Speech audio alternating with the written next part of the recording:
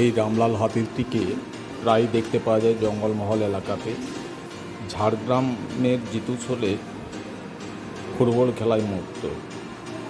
এই হাতিটির দিনরাত দুই সমান।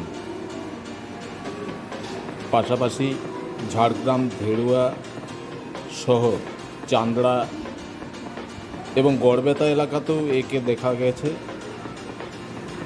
সাধারণত খাবারের সন্ধানে খোঁজে দিনরাত উভয়ই সমান করে গ্রামের দিকেও চলে আসে। অনেক কিছুই জানে ও বোঝে কোথায় কি পাওয়া যায়। মানুষের বাড়ির সামনেও এসে খাবার খোঁজে। সেরকমভাবে মানুষের উপরে ক্ষয়ক্ষতি সেরকম খবর এখনো পর্যন্ত পাওয়া যায়নি, তবে অনেক কিছু জানে ও বোঝে। গত বছরই কোনো একটা সময়ে গড়বেতা